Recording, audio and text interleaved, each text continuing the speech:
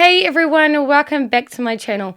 Now today's video is a little bit of a special one because I am approaching my 30s very quickly. Now I just had my 28th birthday, and along my adulthood journey I have learned a whole bunch of different things, especially compared to what I learned as a teenager. Now every single lesson that we go through in life is important. Say what we learn at the age of 10 is just as important as what we learn at age 80. And in tribute to me slowly dying, I felt like doing a little video about the challenges that I've personally faced as an INFP coming into adulthood. Now I still have a whole lot to learn, but the things I have learned, I really enjoy sharing them, and perhaps there are certain things that you can relate to. I've already done a video about challenges of the INFP in a universal sense, but I really wanted to focus on challenges specifically in adulthood because I feel that we as INFPs tend to go through life and the different situations that we face, we often have an emotional response to those certain things, and it helps us to learn and to grow stronger over time.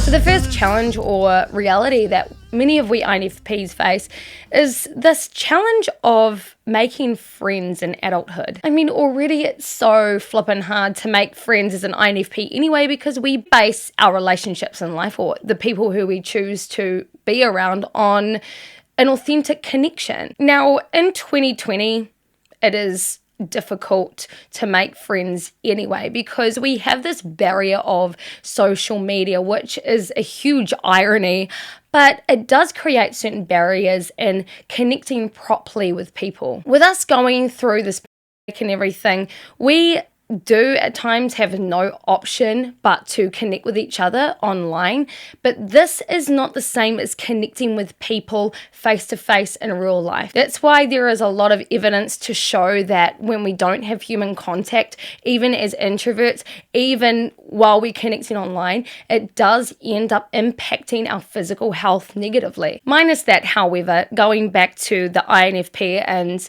the challenge of making friends, in adulthood it is a lot harder because we aren't in certain institutions where we are free to kind of connect with others and to have a bit of a trial and error on who we want to hang around with.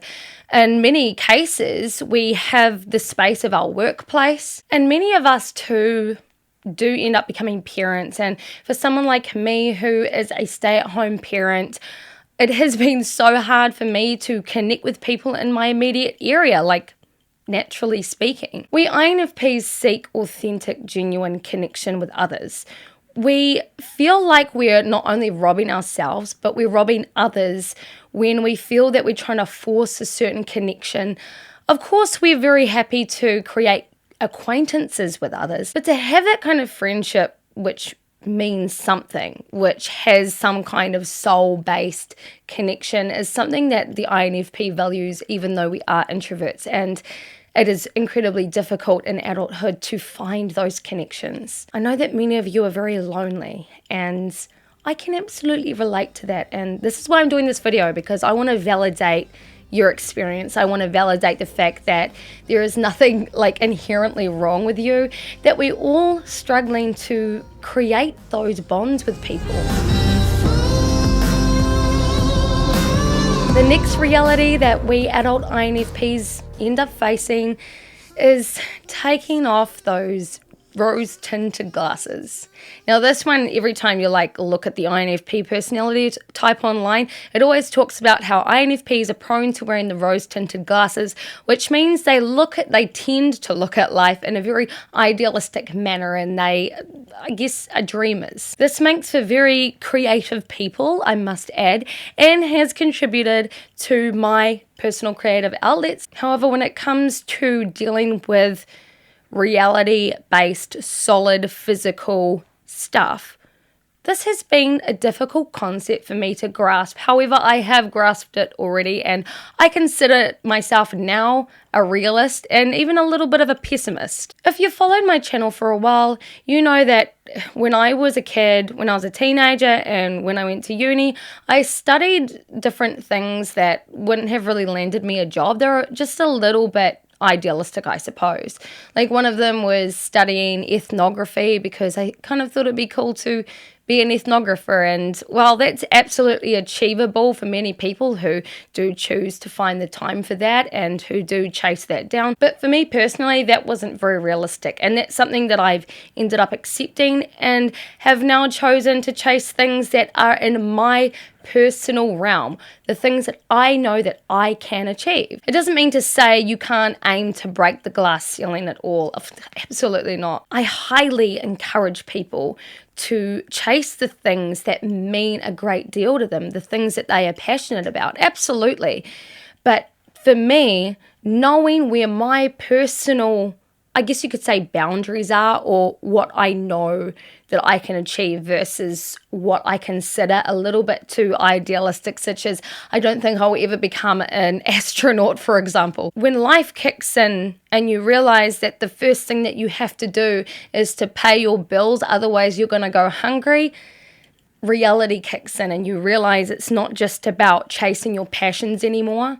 It's about surviving first. It's about meeting those basic needs first. And that ends up taking priority over the things that you really want to chase, the passions that you want to chase. I have found a way to incorporate the creative things in my life, my passions, into my everyday life, such as doing YouTube, such as tracking music. I fortunately have a studio, so I'm able to do that. There are certain little things that I can add, and I don't have to turn my whole life into my passion all the time. It's all about finding ways to incorporate the things that you love into your everyday life, even if it means that it's going to be small.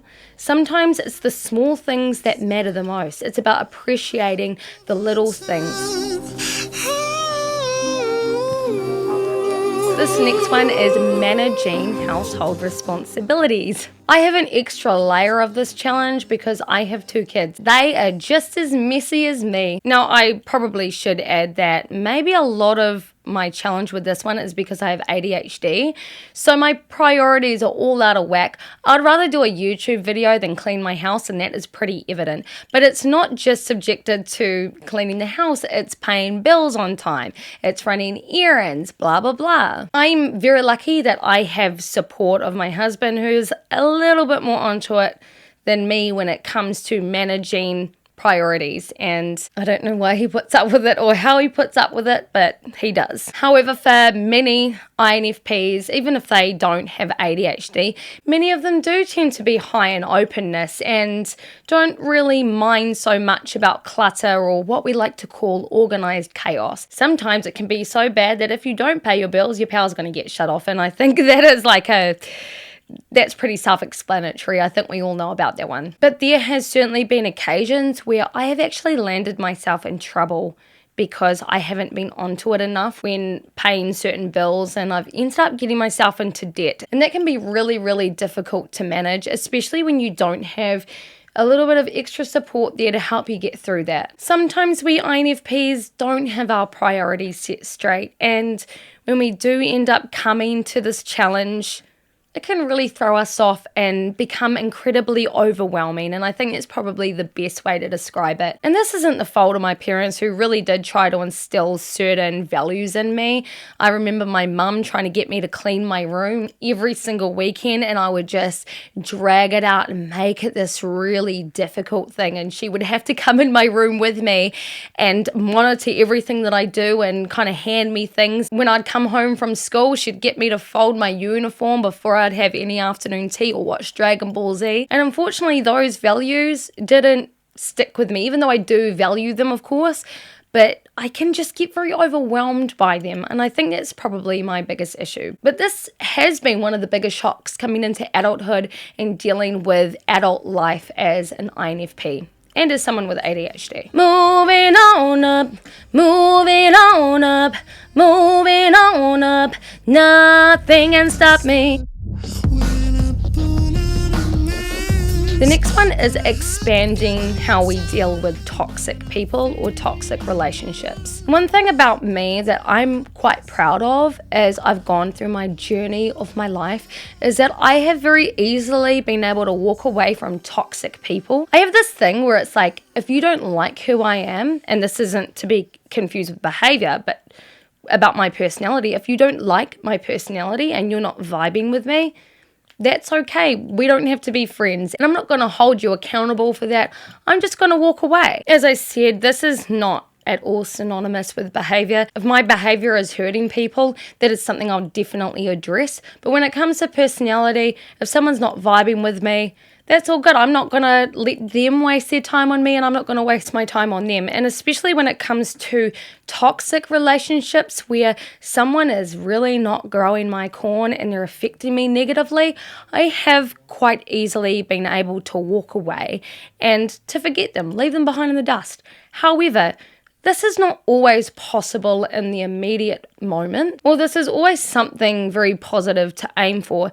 There can be certain circumstances where you can't just walk away just like that. And I've had to find alternative ways how to deal with toxic people when I couldn't just up and leave right there on the spot. This has ranged from my romantic relationships all the way into my professional relationships.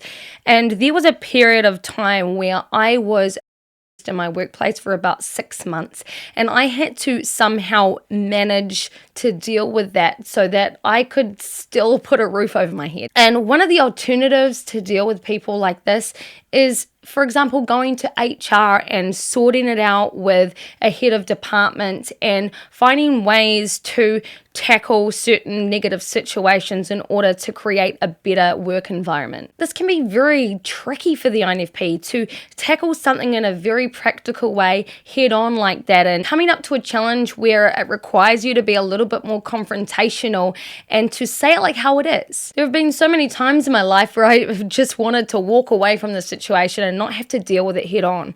But sometimes there are moments in life when you're an adult where you have to deal with situations like that. I'm still intimidated by those situations and I don't like being in them, but they are a reality, and I have to manage how to deal with different situations as they come. And sometimes that means I can't just walk away from a situation. I have to deal with it head on.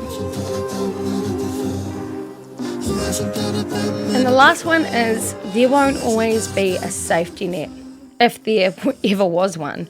Now, I know that a lot of you would have had really difficult upbringings.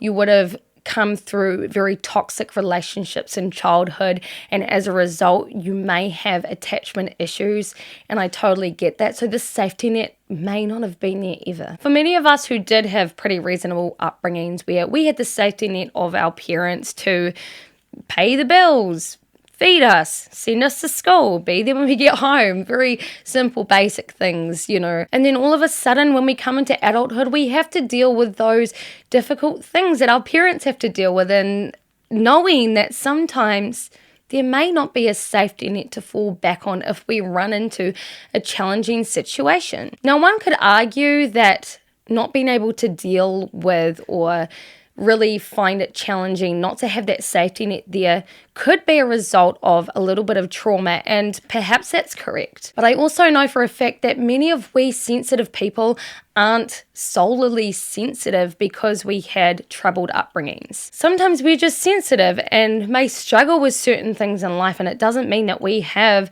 negative attachment. And sometimes it does mean that we have a negative attachment, but this is not a one-size-fits-all situation. I think everyone does struggle with this challenge from time to time. But for the INFP specifically, we are very sensitive people, and when we find ourselves in a challenging situation where our power's been turned off or we've been kicked out of home and we're facing homelessness, this can be really scary. Now, I have been through homelessness myself, and the emotional turmoil which comes with that was incredibly difficult for me to deal with. I felt really lonely. I felt like my life didn't matter, that I was really invisible, and that's really hard to deal with when you are a sensitive person who relies on having authentic connection with others to feel loved, to feel like you belong somewhere. Not all of us are going to end up in that situation, but that situation can happen to anybody. And to know that you're going to have your own back in those situations, that